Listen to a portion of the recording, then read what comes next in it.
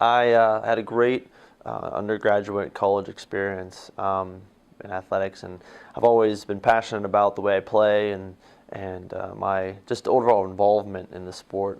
It's very thorough, and so once I graduated from Messiah, I didn't want to leave the sport. I wanted to keep being involved in it and give athletes the same experience I had, and I felt like I gained a lot of knowledge about the sport in the process. So. Yeah, I'm a big NFL fan. Very fond memories of watching the Pittsburgh Steelers with my dad growing up. Just never missing a game. So I probably am a little too obsessed with my Sunday football, but it's the biggest thing I watch.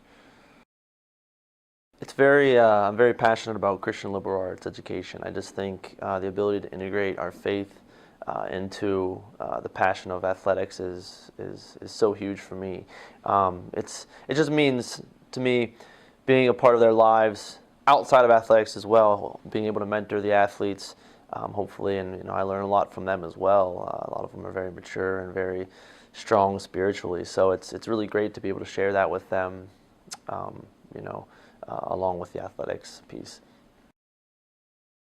To me, it's just about being transparent. I think as a coach, a lot of our training, I don't hide anything. It's all laid out there. We try to explain everything we're doing, why we're doing it, what energy systems we're working, and why. And I think when athletes understand that a little bit better, it helps them to understand what is going on in the training, and they see the results in the races because of it. And the other piece of that would be just charisma, I think. I know some coaches believe in that, some don't, but I like to bring a lot of charisma to practice. I like to really, encourage them, a lot of positive reinforcement, and just relatability too, just really getting to know them on a personal level and really finding out how each individual athlete is inspired, because it's not the same across the board.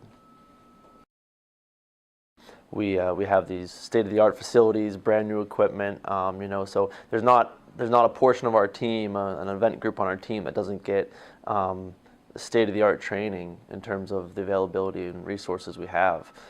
So I would say it gives us a big mental edge going into most indoor meets, because we feel prepared. We've done everything. We've competed in the exact arena that we will be competing in for some of our meets. So I think even outdoors, it gives us a little bit of an advantage as well, because we haven't really missed a step by being inside. We've seen it already. We've seen just the look on prospective athletes' faces when they walk into the building. I mean, it's priceless. It's sort of something I really actually look forward to now when we walk in. It's just, it takes them a couple minutes to sort of verbalize what they think. I think as the years go on, it's going to continue to help us even more, especially as the word gets out right now. I think a lot of people know it. They know we have an indoor track, but I'm not sure they know how nice of a track it is. It's not just a normal facility that we see that some other colleges have. I like to think ours is a little bit more special. 8 lanes, 200 meters. The equipment is brand new. The smell is still fairly brand new, so it's a little bit different for us. But yeah, we should see a huge increase in our numbers. Our goals for the spring, we always target the Empire 8 championships. I mean, that's a time when our whole team competes and is really trying to see how we compare against the Empire 8 competition. So our goals would be, our women tied for 5th indoors, and so I think we want to match that, if not better it. Possibly take maybe sole place of 5th. And beat I think it was Alfred that we tied with. And for our men, I would say get more points than we did indoors. The events changed a little bit. The layout of the meet changes, so it might play to our strengths a little bit more. So as I mentioned, our women's team, hopefully we can get 5th.